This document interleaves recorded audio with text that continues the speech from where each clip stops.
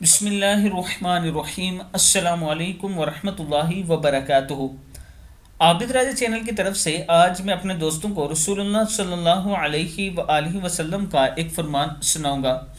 حضرت قیس بن ابی حازم رحمہ اللہ تابعی سے روایت ہے کہ ہم نے سیدنا حباب رضی اللہ تعالیٰ عنہ کی بیمار پرسی کی اور انہوں نے اپنے پیٹ کو 7 دفعہ داغ رکھا تھا۔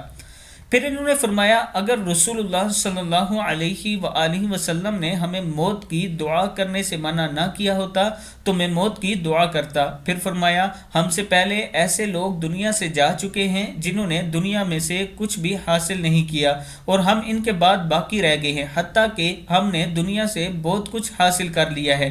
ہم میں سے کوئی نہیں جانتا کہ وہ کس چیز پر خرچ کر رہا ہے سوائے مٹی کے، اور مسلمان کو ہر چیز میں خرچ کرنے کا ثواب ملتا ہے سوائے اس کے کہ وہ مٹی یعنی مکان کی تعمیر پر خرچ کرے۔ صحیح بخاری کی حدیث ہے، صحیح مسلم میں بھی موجود ہے۔